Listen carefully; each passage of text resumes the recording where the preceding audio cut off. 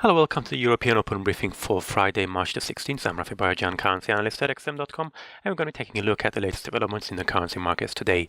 So we have once again quite a bit of risk off in the markets. The yen is extending its gains for a second day. The dollar is mixed as its losses are mainly versus the Japanese currency. The euro remains quite subdued. The pound is somewhat softer as well, but holding fairly steady ahead of quite a busy week for UK data as well as events coming up in the coming, which will be very important for sterling. The Canadian dollar is one of the biggest losers of the past day. It's slumped on fresh concerns about NAFTA as well as poor housing data.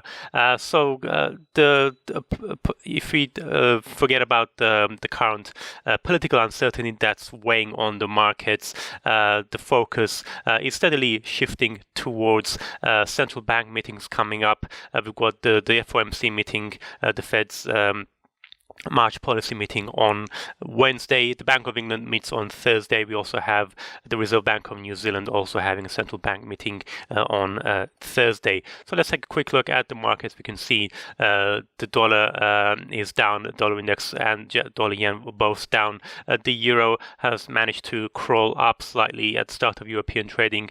Sterling is also firmer, but we can see the Aussie and the Kiwi are both down. The loonie is also marginally lower. Gold is up, reflection of that risk aversion. If you look at stocks, they're fairly mixed. We can see most Asian indices closed in the red. Wall Street was mixed yesterday, but Europe seems to be having a fairly positive start to the trading day so far.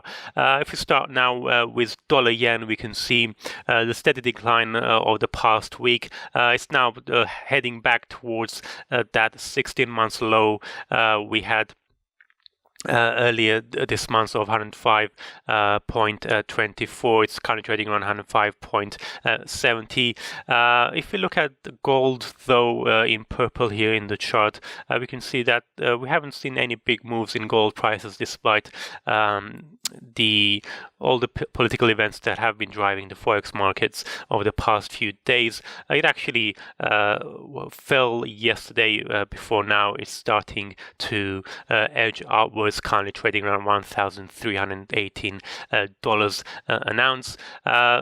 And so the main political uncertainty is that President Trump is reportedly thinking about firing his national security advisor, and this comes just days after the departure of the Secretary of State Rex Tillerson, and then before that his economic advisor Gary Cohn, and so this basically highlights the high turnover in the White House, adding to the uncertainty about US policies and the Trump administration. And on top of that, we're hearing reports that the special counsel Robert Mueller, who's investigating any collusion between Russia and Trump's campaign team, he has issued a subpoena to the Trump organization for documents relating to Russia. So this is the first time that investigation has actually issued subpoenas relating to Trump's business activities,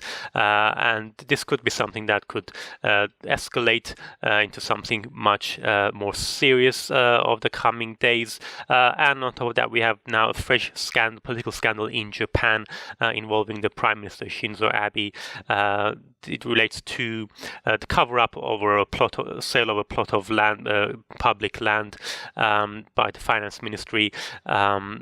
So that also has the potential to lead to resignations in Japan. So that's really driving up the yen this morning, not just against the dollar, but also against most major pairs as well.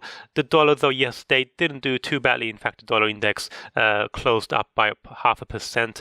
It's slightly lower this morning, around just above the 90 level, and that's mainly on the back of weakness for the euro as well as the Canadian dollar.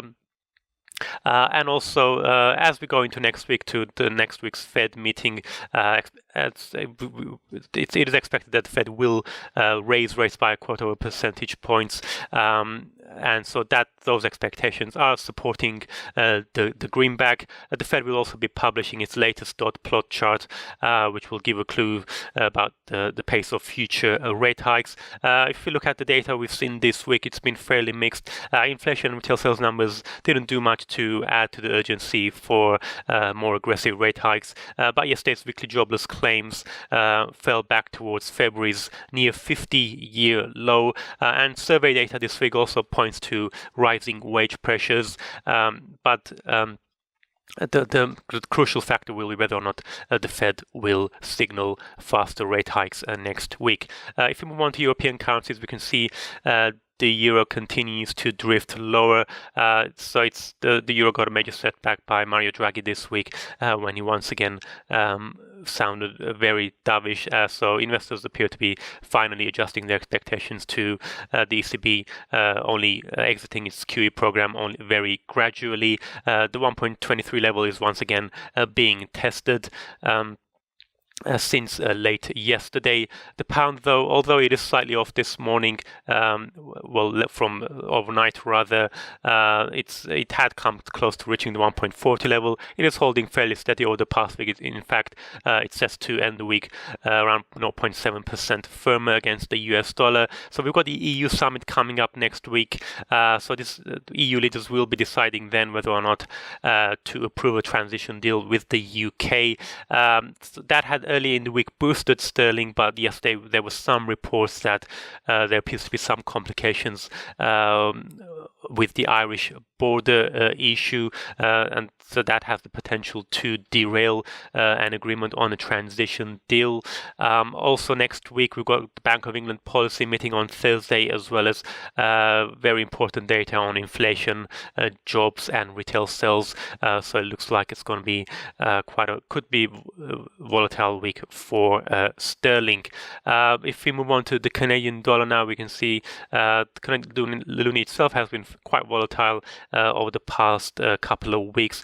It had previously managed to come off that support level of 1.30. Resistance level, if you're looking at USD CAD, it had managed to firm to around 1.28.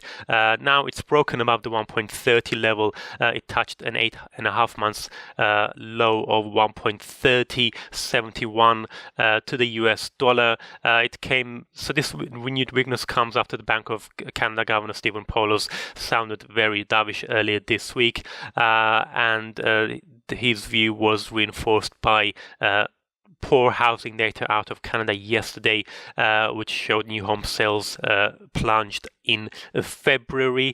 On top of that, we've got the ongoing concerns about NAFTA.